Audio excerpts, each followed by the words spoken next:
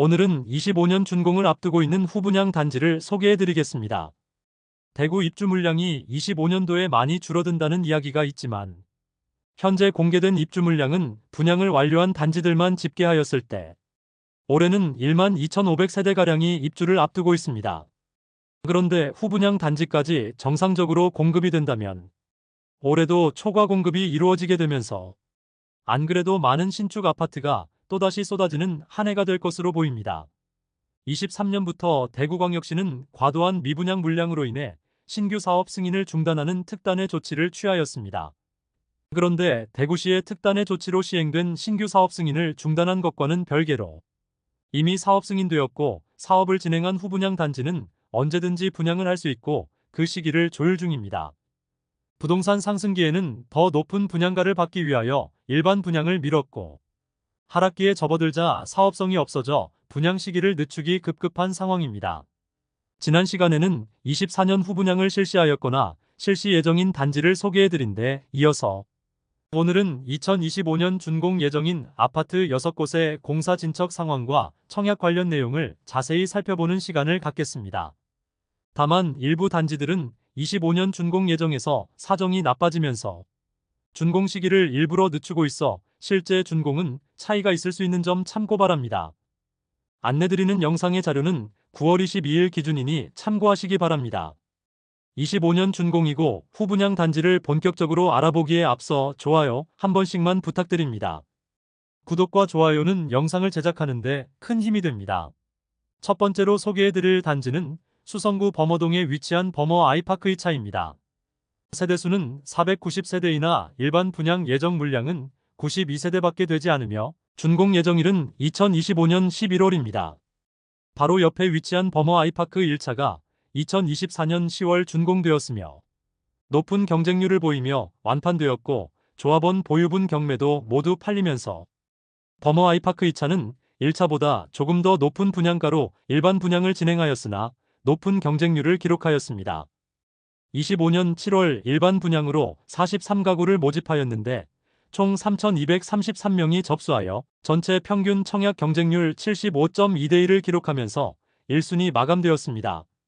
범어우방타운 재건축 정비 사업 단지로 입지적으로는 3호선 이용이 도보로 가능하며 범어 아이파크 1차와 인접했으며 배정초등학교인 동산초등학교까지 도보 3분 정도의 거리로 매우 가까운 곳에 있습니다.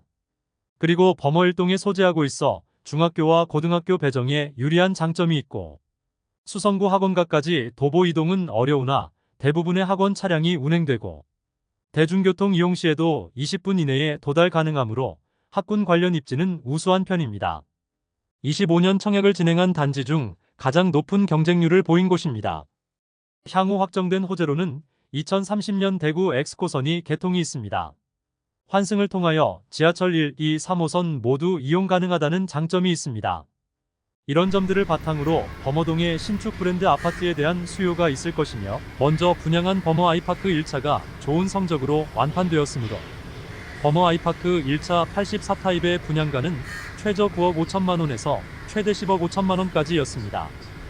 범어 아이파크 2차 세대수는 490세대이지만 일반 분양 물량은 92가구로 높은 경쟁률을 보였으므로 무난하게 모든 세대가 완판되었습니다.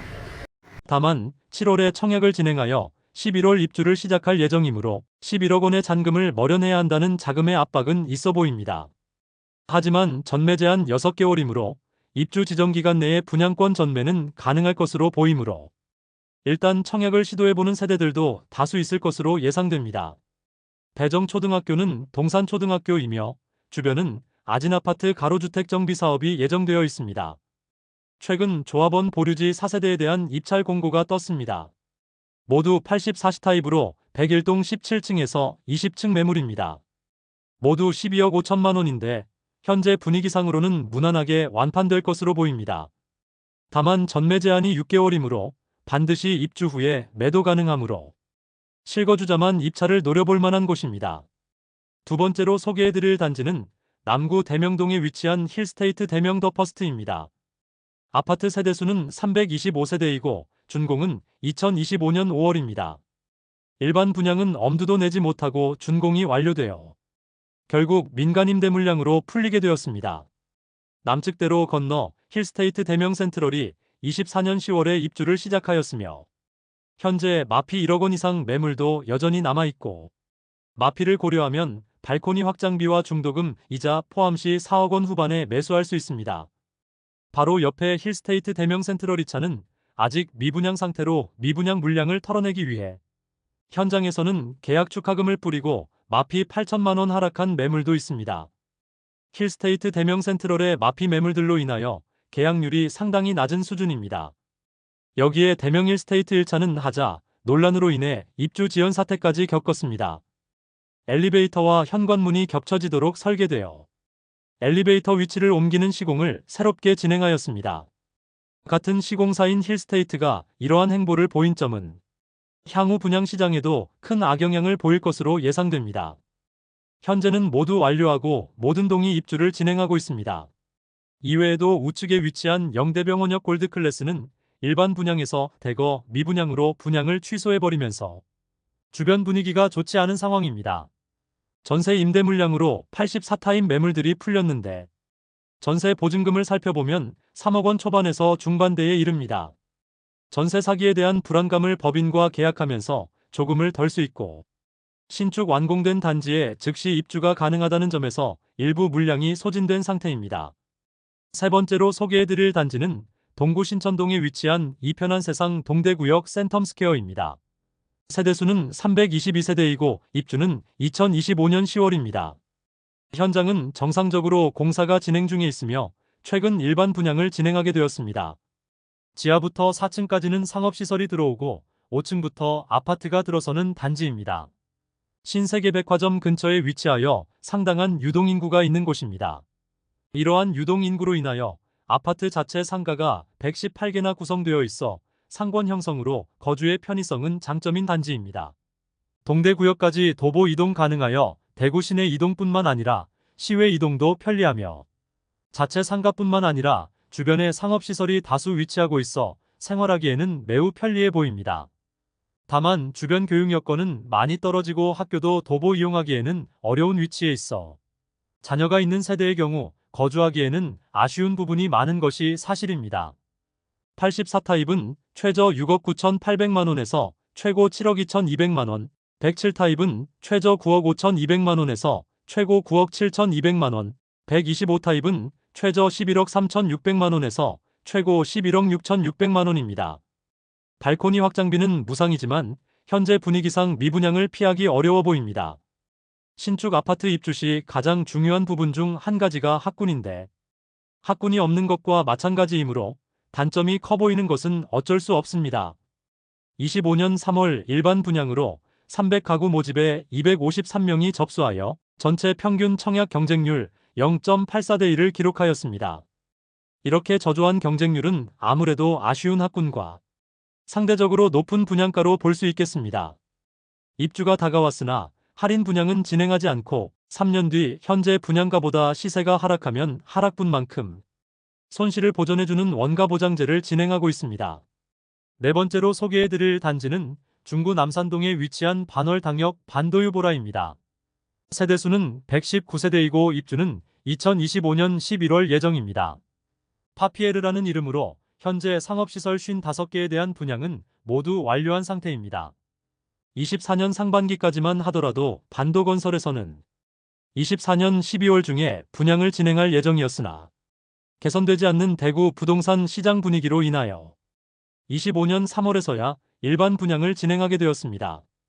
현대백화점과 동아백화점 맞은편에 위치하였으며 대구에서 가장 많은 상업시설이 형성되어 있는 반월당역 인근에 지어지는 아파트로 1호선과 2호선이 지나는 반월당역도 도보 5분 정도의 거리에 이용할 수 있다는 장점이 있습니다. 그러나 어린 자녀가 있는 세대가 이곳을 선택하기에는 교육시설이 조금 부족하다는 단점이 있습니다. 현재 도색까지 완료되어 준공은 예정대로 12월에 이루어질 것으로 보입니다. 중심 상업지구에 위치하였고 바로 옆에는 20층가량의 빌딩들이 즐비하기 때문에 조망과 일조가 확보되는 세대는 매우 적을 것으로 보입니다. 특히 동양 세대들은 거실 조망이 옆 건물과 채 10m도 떨어지지 않아 옆 건물의 거실 생활까지 모두 보일 정도로 프라이버시가 보호되지 않을 것이라는 단점이 있습니다. 84타입으로만 구성된 단지로 분양가는 최저 6억 3,950만 원에서 최고 6억 9,050만 원까지이며 발코니 확장비는 무상입니다.